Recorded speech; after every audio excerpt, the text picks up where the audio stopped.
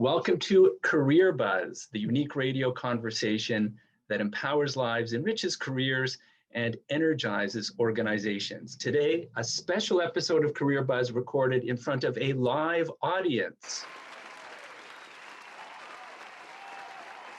And we'll continue on. It's a virtual live audience, everybody, on Zoom. A warm welcome to all of our audiences. First and foremost, our live group of engineering students, grad students, and alumni. Second, our broadcast audience. And third, our Career Buzz podcast listeners. Welcome one and all. I'm Mark Franklin, practice leader of a team of professional career counselors at careercycles.com, co-founder of One Life Tools and instructor at University of Toronto, and an industrial engineer and professional engineer. I'm pleased to be your host today on Career Buzz. Thanks for tuning in. When Naz Orang and Katie Sampson graduated with a PhD in engineering, like lots of other PhDs, they faced the dilemma of seeking an academic job or exploring non-academic careers. Likewise, when Darius, Raisi, and Alyssa Herman graduated with a master's degree in engineering, they faced a dilemma of entering a tough job market, competing with both PhDs and those with undergrad degrees. So how did they navigate a job search in uncertain times? How did they resolve their dilemmas? What worked and didn't work? And what's the story behind their present day success? Stay with us for practical tips and inspiring stories from engineering masters and PhD alumni on this special edition of Career Buzz, coordinated today with Troost. I lead the Institute for Leadership Education in Engineering, and Teresa Didiano. To help us today, we'll get stories behind the careers of four talented engineering professionals. Naz Orang is a data and analytics manager at Lumino Health at Sun Life Financial.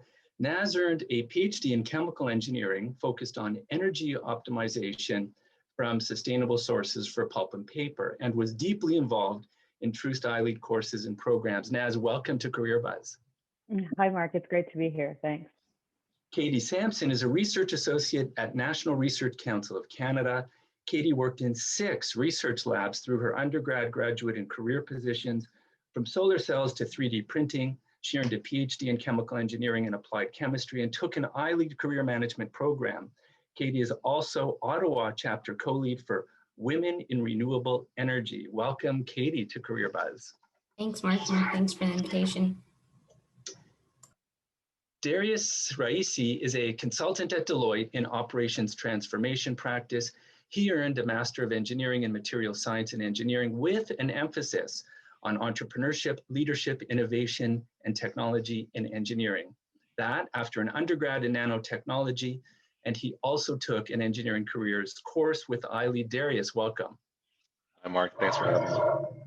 And finally, Alyssa Herman is a project engineer at RF Binnie and Associates with a focus on land development. Alyssa earned a Master of Engineering with a focus on sustainable urban systems and completed the Elite Certificate with leadership courses from Troost iLead and did the engineering careers course. Her undergrad is in civil engineering. Alyssa Herman, welcome to Career Buzz. Hi, Mark. Nice to talk to you again.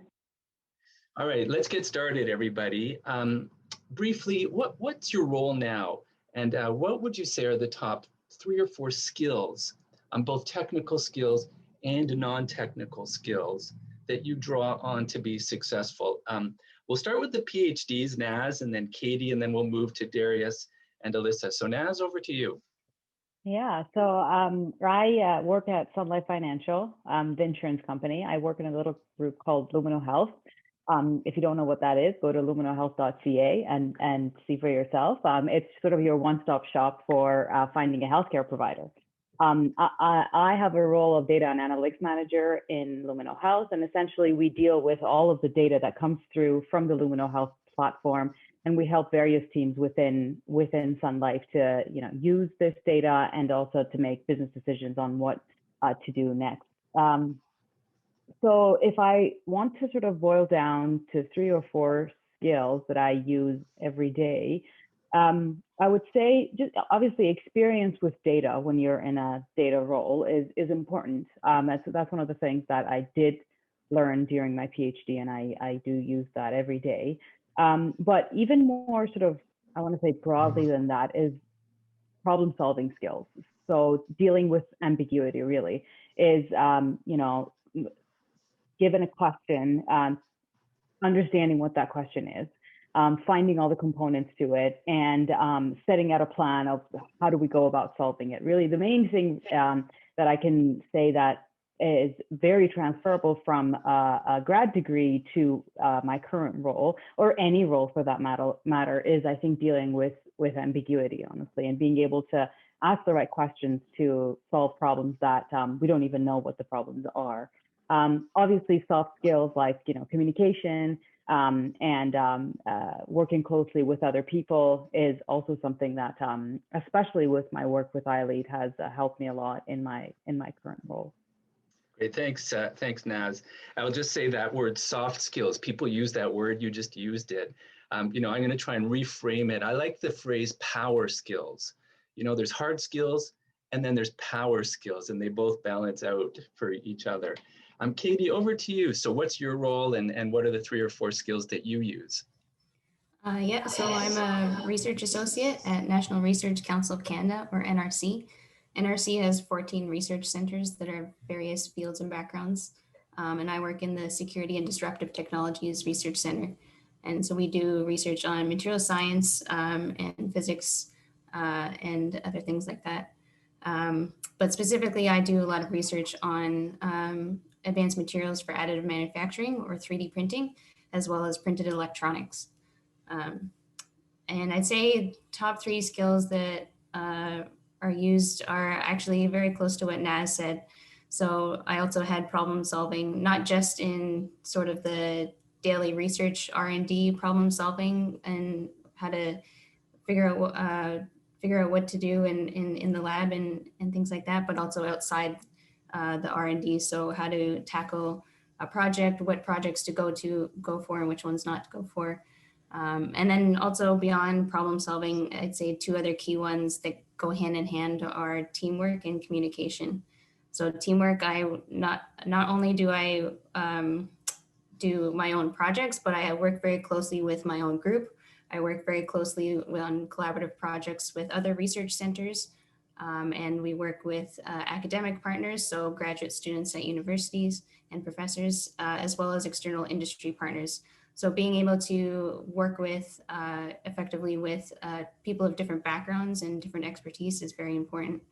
And then, as I said before, going hand in hand with that is communication. So can you communicate, like I'm more of a chemist, so can I communicate my chemistry knowledge on this project to say the aerospace engineers that I'm working with on a project? Nice. And we'll learn more about those power skills and technical skills in a moment. Let's move over to Darius and Alyssa, both with master's degrees. Darius, Raisi, over to you. What's your role in 3 or 4 of those hard skills and power skills? Yeah, absolutely. So I'm a consultant at Deloitte Canada within their operations transformation practice, and more specifically specializing in the energy and resources industries. And so we help oil and gas companies, power and utilities companies, mining companies, shape their businesses. So that's looking at their operations from a business model design point of view, as well as helping them more in niche focus areas like asset management and maintenance strategies and things of that nature. But really, the consultants, technical skills and overall skills evolve depending on the project they're on. But commonly, some of the technical skills that we use, it goes to data analysis. So Excel just commonly used. I'm trying to be actually giving some good hard skills that you can latch onto here. So Excel, PowerPoint, being able to visualize data, and then to the soft skills, being able to communicate that data, facilitate discussions with clients. So communication, of course, teamwork is massively important. And then more niche to kind of my area of process design. So using tools like Visio and mapping processes like that at companies is also important to have as well. And so those are some of the hard skills. Some of the non-technical skills or power skills Communication, massively important. And then being able to structure problems, I would categorize as that. So going off the problem solving in consulting, we do a lot of logical problem structuring. And that's important, being able to take a problem and then breaking it down into its components, pieces where you can test hypotheses about what a potential solution could be. So that's very important as well. Nice, thanks, Darius. And Alyssa Herman, over to you, your role and the top 3 or 4 skills. Okay, so the company that I work for, Binnie, we're kind of like a Western Canada company doing a lot of consulting engineering. We have engineering designers in a bunch of different civil fields, and we have mechanical and electrical engineers doing ports and industrial, serving those clients as well. And as well as like project management and construction management teams. And so that's kind of our multidisciplinary company. I work in one side where we do development and infrastructure. So we work with either private development companies to design the infrastructure that supports the growth of our cities. And on the infrastructure side, we'll also support municipal clients who are looking to kind of revamp the existing infrastructure and deliver programs that keep the city moving, is what it comes down to. And so I focus mostly on the land development private side of things, but I'm kind of, as an engineering training, the company's trying to get me as much experience as possible in as many different areas to kind of strengthen my professional engineering application. And so I do a lot of design work, which is usually a mix of design and drafting. So AutoCAD and Civil 3D skills are a huge must in my career. And I've also been doing some construction engineering and project management, including proposal writing. So I'm getting a lot of varied experience over the last year or so. I really liked what Naz had to say about problem solving and framing it as an exercise in ambiguity. So what I've been taught is, coming out of school, we're always looking for the one right answer. We're looking for that 100% mark. But in the real world, there's not necessarily one best solution. It's about finding a sufficient solution that works for your problem.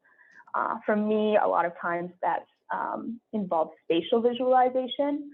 I do a lot of layout for roadworks design. And so that, kind of spatial visualization and geometry is a lot of the skills that I use every day.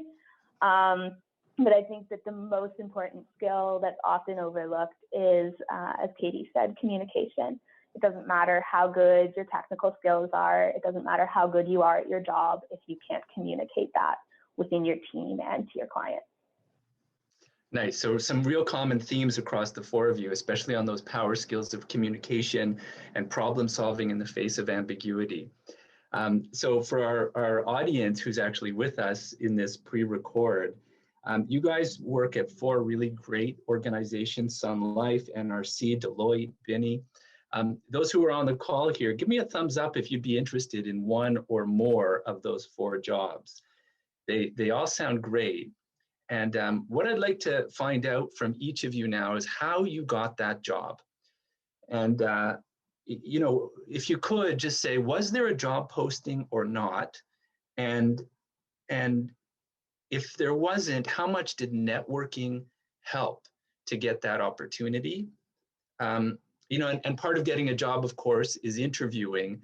And if there's any one quick insight from the interview you could share, that'd be great. So how did you get the job? Was there a posting, networking, interview? Just a little bit about getting that job. And we'll start, Katie, with you, and then over to you, Naz. So Katie, how'd you get that job? Sure. Yeah. So actually, I did get my job through my network. So when I was doing my PhD at University of Toronto, there was a postdoc in my lab who became a professor at University of Ottawa, and he was working with my current group at NRC on a collaborative project. So when they were looking to fill this position at NRC, they asked him if he could recommend anybody, and he recommended me. So yeah, but definitely the other positions at NRC have kind of been either network or just applying for a job. So I'd say either works. The other question was an insight from the interview. I'd say kind of along the same line as important skills is being able to communicate clearly. So I had to I had to present on my research during my interview, and just being able to present to a broad audience, not even if the job posting had skills or required me to know instruments. It doesn't mean that the people in the audience listening to my presentation knew those things. So just being able to explain things clearly in an interview is important. As well as, this one's really hard to do, but be prepared for non-technical questions. I remember kind of being thrown for a loop with, one question was, if you had all the money in the world, what research would you do that would help Canadian R&D? And it was such a broad question, but just try to rely on the things you do know, the technical stuff you do know, to answer these questions that are kind of open-ended and hard to prepare for. Wow. So Katie, like, you got to tell us, what did you answer in response to that? If you could research anything. Well, I was doing research on, or my PhD research was on new materials for solar panels. So I think my answer was kind of along the line of that. So sort of being able to develop it beyond lab work and actually commercialize it. So working with industry partners and kind of tackling some problems I thought in the field were not being addressed in R&D and academic setting. So I think Nice, I kind of went along those lines. And Naz Orang, over to you. So you work at Sun Life, and also in the world of data science. I know many engineers and engineering grads are interested in kind of moving their skill set into your world of work. So how did you get that job? Yeah, so I got my current position through a fellowship program that I did, which unfortunately doesn't work in the Canadian market anymore, because if it did, I would encourage everyone to sort of, if they want to transition into data science, to look at it. I mean, the information is out there. The name of the institution is called Insight Data Science. So if anyone wants to sort of check out what their program is, and that's sort of a framework around how to transition PhDs and postdocs into the world of data science. So I did the Insight program in Toronto, and that's actually how I landed my job at Sun Life. And to be honest with you, before that, I did not particularly know that a place like Sun Life would have so many positions related to data science and analytics, or to think that, Toronto is a hub for, data science and analytics, especially in the financial industry. So, that's sort of how I got to know all of those things. However, though, I want to emphasize that there are most jobs within Sun Life and other financial institutions are posted. So, even though I got my sort of position through this program, all positions are technically posted. So that's a good thing, that everyone can kind of just, do a search and see what's out there. In terms of the interview process, as you mentioned, Mark, there's lots and lots that goes into, data science interviews. And depending on the type of the company, it can vary widely from, a very technical interview that has live coding and, heavily computer science based, to other end of the spectrum where it's mainly just talking about your experience and things like that. So you'd have to look at it as a sort of a case by case basis to see for the particular institution that you're looking at what the interview might look like. Mine was sort of in the middle of that spectrum. I did do a presentation, and I did have sort of a non-technical interview afterwards as well. So it does vary. And I would say the most important thing or takeaway in an interview for data science is to be able to walk through your thoughts. So that's a lot of the time what the interviewer is looking for. Maybe you might not know, as Alyssa was mentioning, you might not know the final answer if it's 2.2 or 2.3 or whatever the final answer might be. And it doesn't really matter at the end of the day what the final answer is, especially in an interview. You just have to explain your thought process and communicate what you're thinking. I think that's the most important part. Great, thanks for that. Naz. And for Alyssa and Darius coming out with a master's degree, what worked for you? And Alyssa, you know, we're listening to PhDs, postdocs, you know, somebody with a master's degree maybe has a certain advantage over an undergrad. So when you got your job and going through that process, if you could comment on, you know, your perspective having the master's degree, not just the undergrad, but not the PhD either. So Alyssa, over to you. Right. Well, Mark, the company that I've been working for, I've actually had this position for about 6 years. So I started at the company after my 2-year diploma in civil engineering. I worked as a technologist for about 1.5 years before going back, finishing my degree. Worked for 1.5 years again. I did some summer terms and some part-time work through school. And then they supported me in going back and pursuing my master's. And so, you know, coming out of U of T with my master's, I already had this job to come back to. But when I first sought out this position, you asked about networking and whether that's important. And to me, networking was key in getting this job. So I was working with a student organization in my first year of undergrad, and we had gone to a football game, and the past president of this club was there, and I got to chatting with him, and he was telling me about this awesome company that he worked at.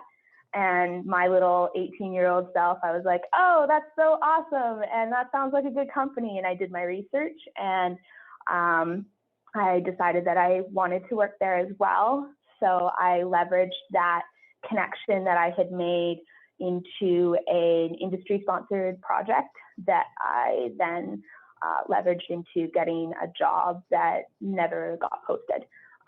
And I used that industry-sponsored project in school to kind of showcase my skills. So when it came time for the interview, they already knew a bit about my technical skills. They had watched that through my project.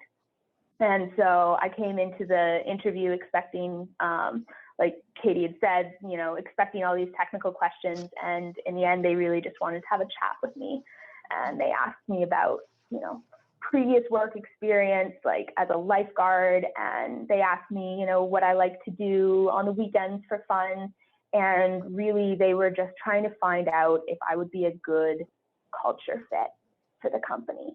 Because especially if you're coming out with an undergrad, you know, it's a little bit different with a graduate degree, but in the end, your skills, your experience, it's all pretty similar coming out of school, and who you are as a person is what sets you apart.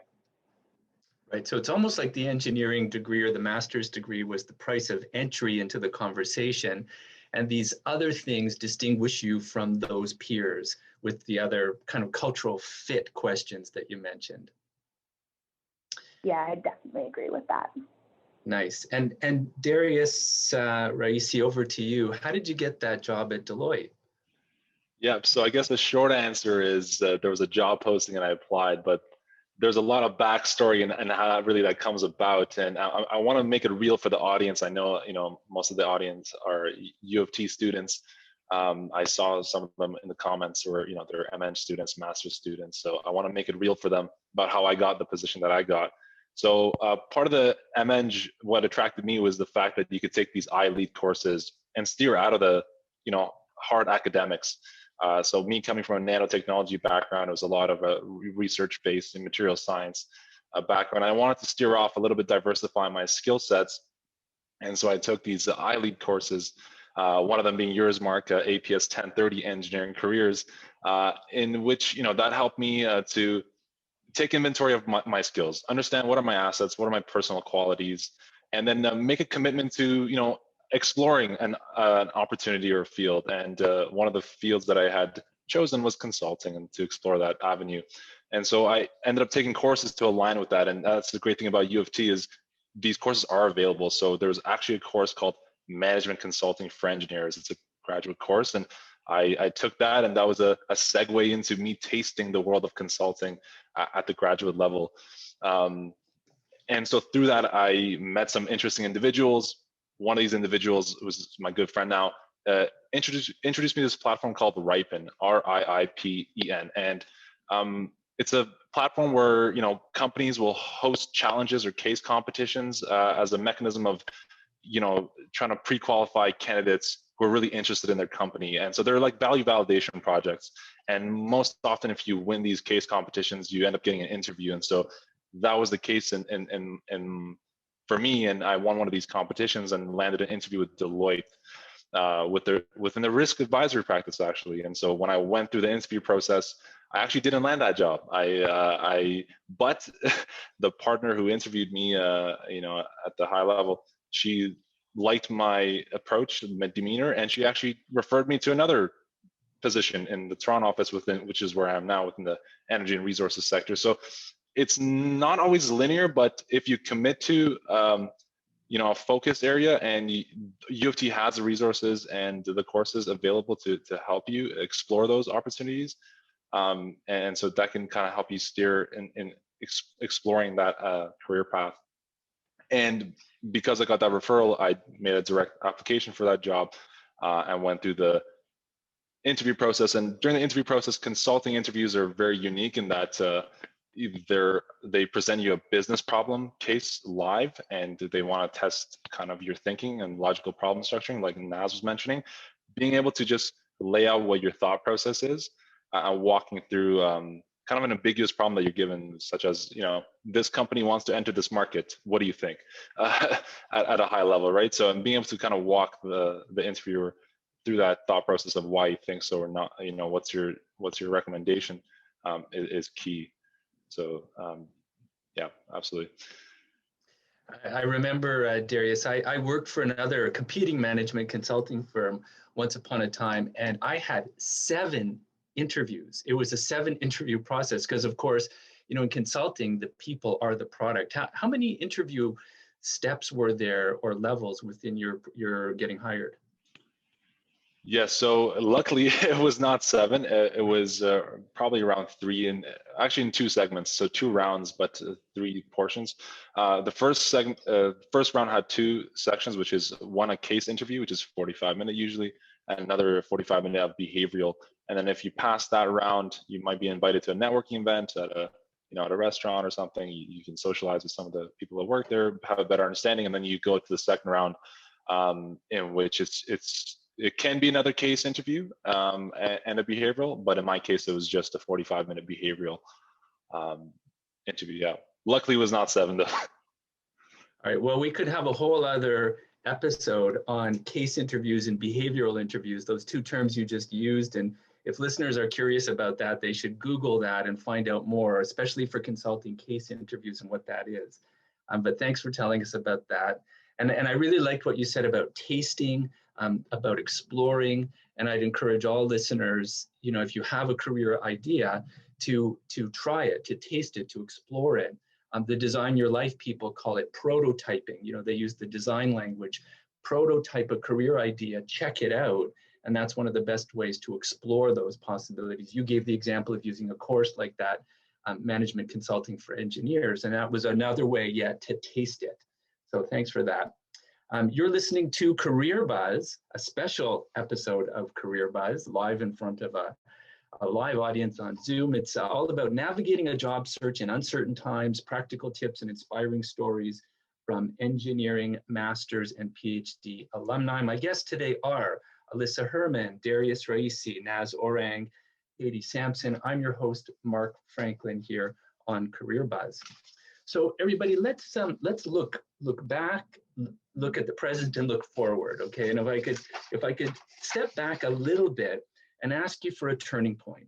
So what's a turning point in your career and education, right? You're all doing some interesting things, some more linked to your engineering discipline than others. And so what's a turning point, and how did that change your perspective? And I guess, in that question, what was there within your graduate studies that might have kind of supported your momentum? So one turning point, what happened there, and if and how anything that you did in grad studies helped that. So let's start, Alyssa and Darius, with you. Alyssa, do you want to get us started with that? Sure, Mark, absolutely. So looking back, I think the biggest turning point for me was actually as I was entering grad school. I had applied, before last summer to 2 different kind of top 5 engineering schools, and, lots of pros and cons for each. And I did my, engineering mind due diligence. I wrote out my pros and cons list, and I talked to people from each of those schools, and I came up with the decision that I had decided was the best decision for me. And I accepted that school, and I went through the residence application process, and I planned it all out. I was going to drive across the country in my little hatchback car. I was going to live in residence there. It was going to be great. And about 3 weeks before the term started, they opened up course selections. And as I was going through trying to select the courses, I couldn't find all of the courses that I had been interested in at this school. And as I looked further into it, what would be offered the next semester, I started realizing that I couldn't get this done in 2 semesters. They had changed the rules just after I had applied and hadn't really advertised all of these changes. So the program was going to be 50% more money, 50% more time, and it wasn't going to offer me the courses that I wanted. And at that point, I had to make a decision. Do I try to somehow make this work, or do I take a step back after I've gone through this whole process? And what I ended up doing was contacting the people at U of T admissions again. I had already declined my offer, and I came back on my knees begging them to let me back in. And I have to say, they were so supportive and encouraging about the whole thing. They recognized that, sometimes life throws you these curveballs. And I was re-accepted to U of T, and it ended up being the best decision I never made. It was a really great experience.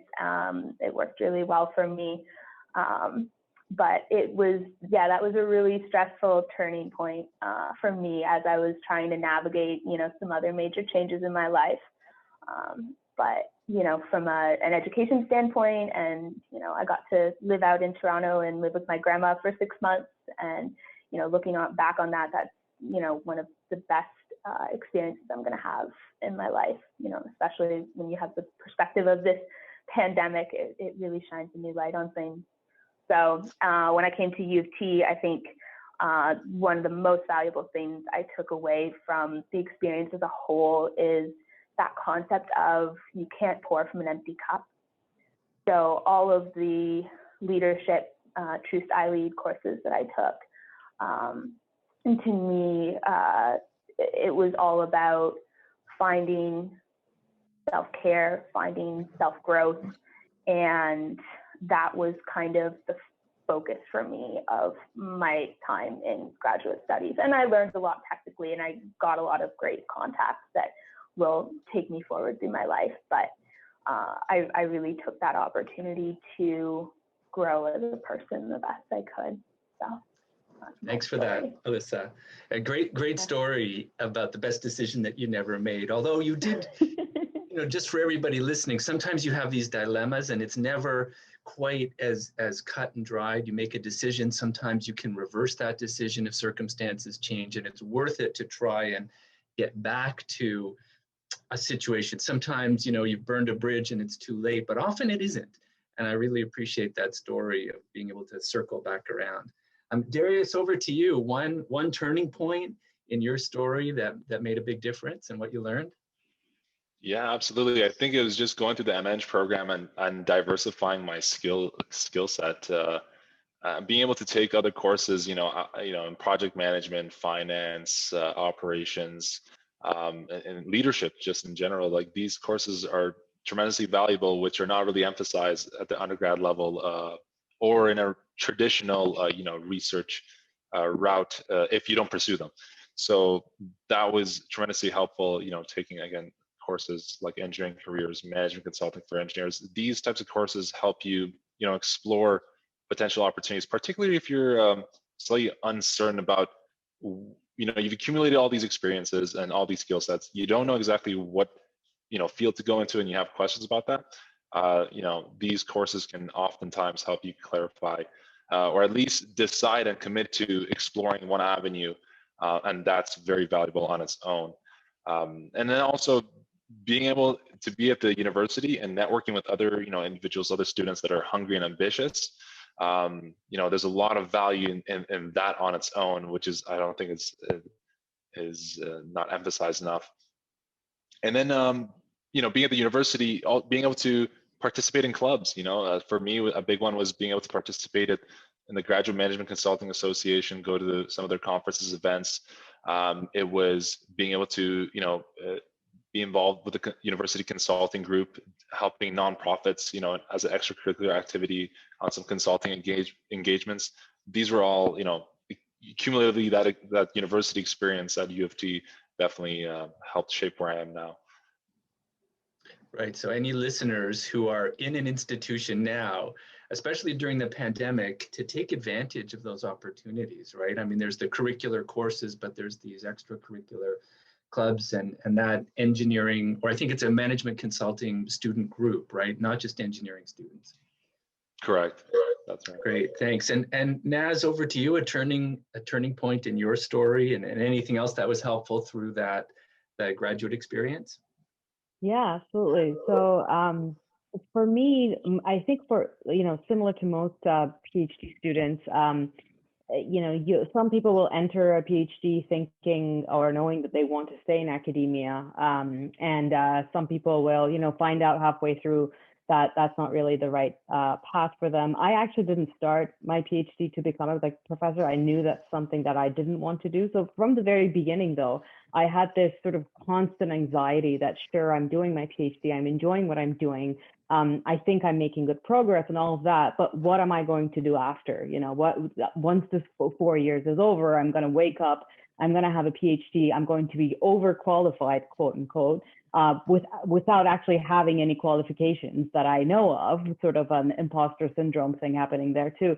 So I kind of carried that anxiety with me throughout my PhD. But the good thing about it is that it made me think about what it is I want to do very early on. And I would say the start of a turning point would be around the same time, Mark, that I took that summer program with you, which was the career management program, which Katie was also a part of. And we started sort of exploring, so, what are the options out there? What are the things that we can do? And from that, actually, Katie and I don't know if we wanted to talk about this later on, but I'm just going to say it here. Katie and I and one of our other friends, we started this smaller group called the MCMT, which was a mini career management team. And we would have meetings, weekly, bi-weekly, monthly, but with whatever frequency we could. We would go to the grad lounge and we would just talk about the things that we have explored. So I had created basically a list of all of the things that I could potentially do. So I could, go into data science. I could go into management consulting. I could go into engineering consulting. I could, do my own engineering consulting work based on the PhD that I was doing. I could stay in academia in some shape or form, but not necessarily becoming a professor.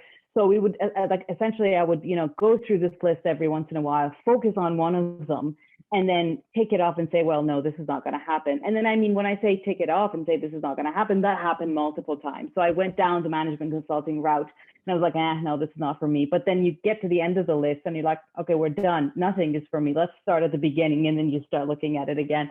And then again, towards the end, I would have all these interviews and talking to people and getting rejections and it not getting anywhere. And then there was times, I think Amir is in the audience here. I said this exact term to him, that I've been dragging myself through the hallways of Wahlberg with all of these rejections that I'm getting. I don't know what to do and all of that. And then, and at the end of the day, I got into this data science fellowship program, and that was sort of a turning point, but it wasn't really, an instantaneous thing. It was a thing that kind of evolved with a lot of rejections, with lots of sort of feeling that like, yeah, see, you can't do anything. Your imposter syndrome is correct. Like you're useless. So you know, and eventually one of these things sort of working out, and I think the one thing that I want to sort of emphasize is just keeping, like through the MCMT, what we did was just keeping up our spirits, I want to say, and thinking that, well, that yes, there are things that we can do. There are options out there. We're all going through this. Everyone sort of, you know, gets rejections, or they don't know what to do or how to start looking at one thing. And, you know, you're not alone in this journey. I think that's important because it is difficult. It's tough. That's great. Naz, thanks for sharing both the MCMT, the mini career management team, right? So peer support, and also for sharing kind of the interior thinking and the imposter syndrome. I think others look at somebody who's successful, who has this great job at Sun Life and think, oh, she knew exactly what she wanted to do from day one. And so I really appreciate you sharing kind of the ups and downs, both the job search story and the kind of emotional roller coaster of that. And Katie Sampson, you were the other half of that MCMT, or the other part of it. Yes, the other part, yeah. We had another person, but Naz and I were. What's your turning point, and how did that MCMT help you? Yeah, so definitely, there have been many turning points, I think, in my education and career path. And one of them is definitely working with Naz, meeting every 2 weeks or 3 weeks or whatever it was to kind of motivate ourselves and keep us upbeat that we're both in the same situation, looking for a job and trying to figure out what we want to do. But I'd say another key turning point is, so my first job after my PhD was with a startup company, and I was doing research and development for them. But I found that the research and the role of doing R&D was majority lab work, and it was different from the lab work I was doing as a graduate student during my PhD. So it was different because it was more, I guess, industry focused, application focused. So you kind of just do enough lab work to get the product and the application that you want, but not necessarily understanding everything that's going on. And I realized I actually missed that from my graduate student. I'm always asking why, and I wanted to know what was going on. So, and another key thing that I missed was being able to publish my results and communicate my results to other people. In industry, it's very either kept as trade secrets or you patent things and ideas.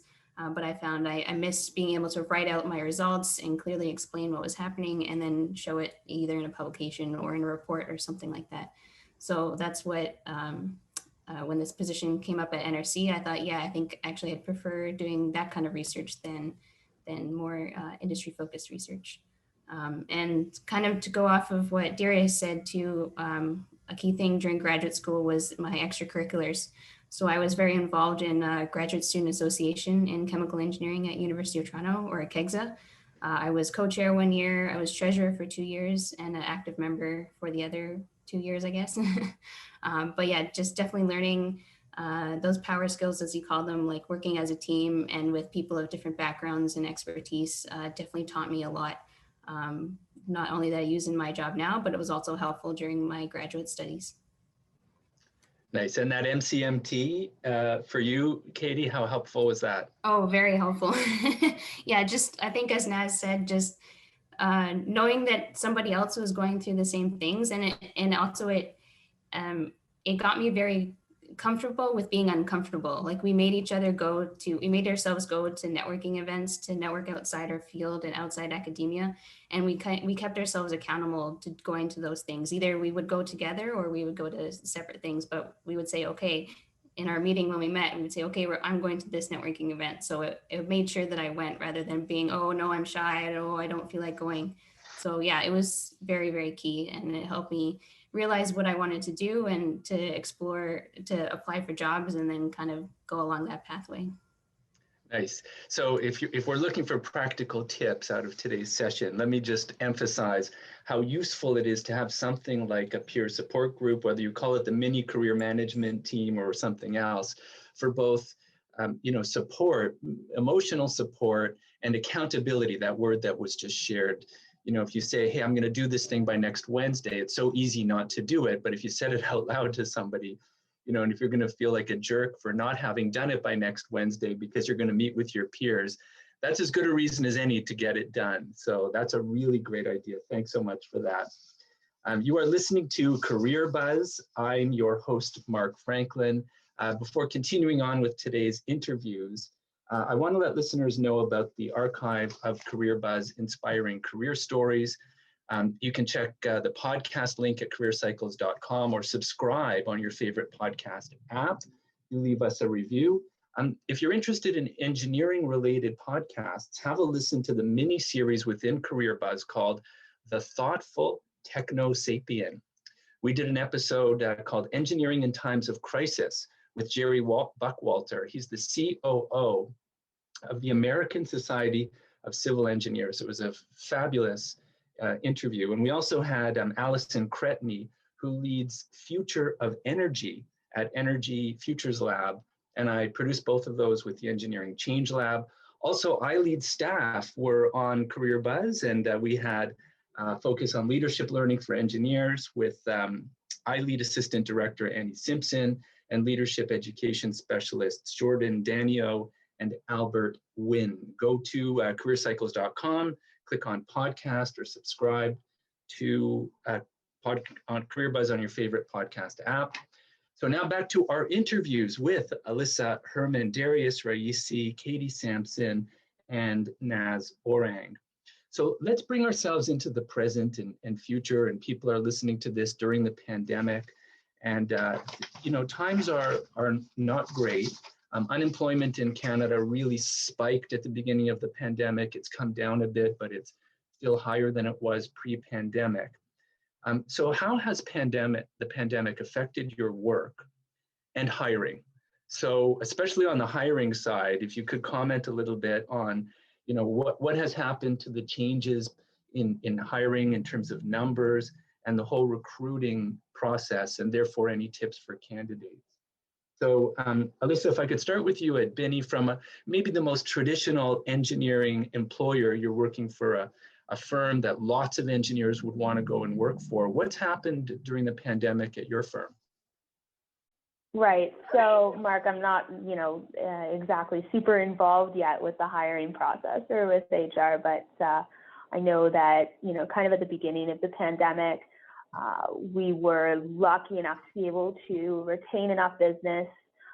There weren't a lot of layoffs, which was really significant. That other people I talked to within the industry, other companies were cutting back on hours, laying staff off.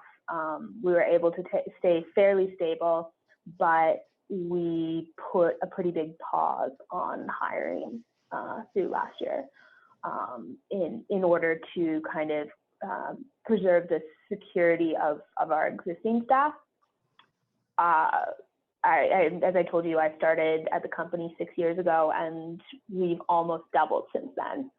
So to go from this insane rate of hiring that I'd seen to, you know, a stalemate through the pandemic was a little bit scary. But civil engineering is fairly resilient, and construction is one of those things that, you know, keeps going through economic downturns as kind of a stimulus to the economy. And so that's really helped our business and allowed us to bounce back fairly quickly, I think, to a point now where we're hiring again, not quite the same rate as before, but we've got a bunch of postings up right now, and we've had a couple people joining us on a, you know, weekly basis since kind of the holidays. I don't know how much the hiring process has really changed. You know, there's still industry networking events. They're just virtual. Go to those, meet the people, you know, shake the virtual hand. It's the same landscape out there. It's just virtual. And so we meet a lot of people through that, and we're still accepting online applications. And then, you know, the interviews are virtual now. I wouldn't say that that process has changed too much. Great, thanks for that, Alyssa. Darius, over to you in consulting, both at Deloitte and maybe you see what's going on in other firms. What's happened during the pandemic, both to work and hiring? Yeah, I would say from a graduate student perspective, for example, I know of some friends that were hired at the same time as I was and got their offers. Some of their, their start dates were delayed because of the COVID pandemic. So it did delay, the start date and onboarding for some individuals. And the interesting thing about consulting is because of the firm like Deloitte is so large and they touch so many different sectors and industries, it really depends on which segment you're interested in.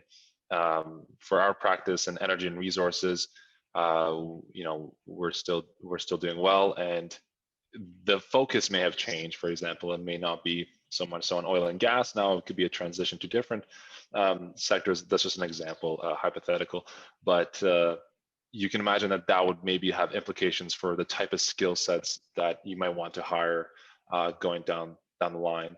And so, there's those implications.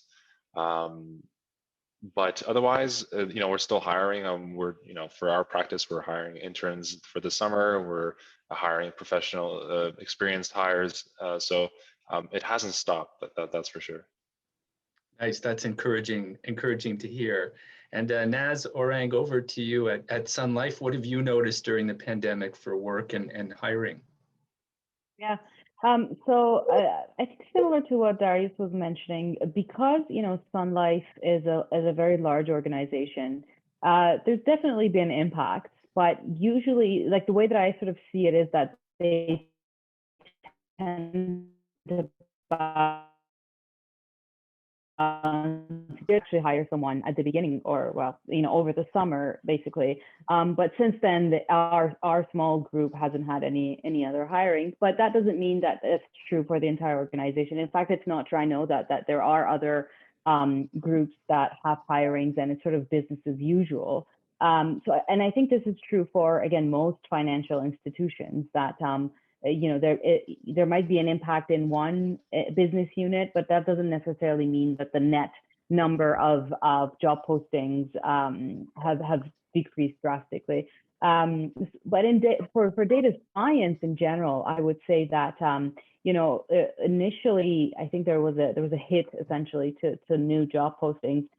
However, one thing to kind of take as a positive in all of this is that right now, because the idea of remote work is much more common. I know multiple people that have ended up during the pandemic started working for companies that are originally like in Europe, headquarters in Europe or in the States or on the West Coast, where before maybe their requirement to actually physically be in that location would be much higher. Now it's not so much for many companies. So I think that's a plus essentially.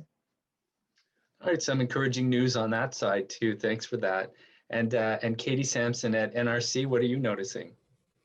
Yeah, definitely at the beginning of the pandemic, as my colleagues have said, or the other panelists, that there was definitely a pause in hiring. But I think about over the summer, it started to pick back up again, at least hiring positions that were already posted before or pre-pandemic.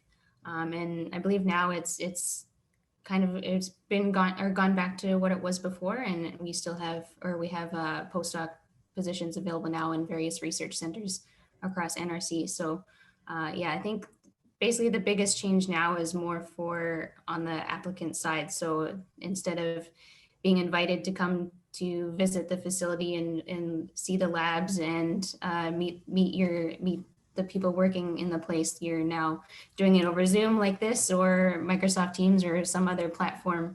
And so I think the applicants don't get quite the same feel, but overall it's the same kind of format as before. Nice. So I'll ask a final question to each of you. And while I do that, I'm going to ask our audience, our live audience, if they have questions. I know there's a few coming through the chat. And if anybody wants to ask aloud, we've got about 5 minutes of the formal part, but we might keep the channel open for a bit more beyond that. But each of you have shared a little bit of the twists and turns in your stories. And I wonder if there's one kind of lesson learned from your own personal experience that would be helpful to listeners. And if you could pick one of those, and just a really brief one, and then we're going to turn it over to our audience for questions and see what they come up with. So what's a lesson learned for you personally? Darius, I'll start with you, and then to Katie, Naz, and Alyssa. Darius, one lesson learned. Yep. In brief and short, the lesson learned is take inventory of your qualities, strengths, desires, your natural interests again, and then from that, try to concoct a few options that you would like to explore, and then commit to one of them that seems appealing, and just really go about trying to explore that avenue. The best case is you find out what you want to do if you're trying to figure out your career. The worst case is you've learned something new. So that would be my biggest takeaway. Great advice, Darius. Thanks. Katie Sampson, over to you. One lesson learned from your story? I would say try to get comfortable with being outside your comfort zone. So one of the big things was going to networking events with Naz in our MCMT, or reaching out to somebody for a now virtual coffee chat, or even now in my job too, we're working on a project that's completely different from what I usually do, but yeah, that sounds cool. I want to take on that challenge, and I want to learn something new. Great advice, Katie Sampson. Naz Orang, over to you. One lesson learned. I'd say the biggest thing that I would recommend to anyone is just be open. Be open and flexible about your options. Don't think that just because you've done an engineering in one specific field that you're stuck with it for the rest of your life, or that you won't enjoy anything else ever again, or that you won't learn anything else ever again. Don't limit yourself. Be open in your thoughts. Basically, it starts with your thoughts, right? Be open and flexible to what might come, and you'll learn that very few career paths are linear. Usually, they're just all over the place. Great advice, Naz. I know I've shared some of my personal career story with each of you, and from an engineering degree to consulting to wildly different things in career development. So I think that's really important, that people can transfer their skills. And what a great skill set from engineering, from that problem solving and dealing with ambiguous situations, and that systems thinking approach, and how important that is in so many other fields. So I appreciate that insight, Naz. And Alyssa Herman, one insight from your story? Yeah, I really liked what Katie and Darius had to say, their thoughts on growth and what that can look like. But I want to build off of what Naz was saying. And, your career path does not need to be a straight line. And one of the things I learned was nobody else is counting. Nobody else is sitting there going, you graduated high school 6 years ago, so you should have your undergrad and your master's, and you should be 1 year into your career at exactly the firm that you thought you would be at. Nobody else is keeping track. So, have the flexibility, and go follow your strengths and follow your heart in whatever the next best step is, one step at a time. Nice. So we have time for like a quick question from the audience, and then I'm going to keep the channel open after we formally close. But there was one question, Ishita, if you're there, there's a nice question, and maybe it's to one or two of the panelists. So do you want to go ahead and ask your question? Thank you, Mark. The discussion was really insightful. So my question was, how useful is networking through LinkedIn, especially during this COVID times? Great question. Maybe Darius, I could start with you from consulting, and I know a lot of people network into consulting. And if the other panelists want to let me know if they have a response, Darius, to you. Yeah, absolutely. I do think it's quite important for sure, and LinkedIn is a great tool to help with that.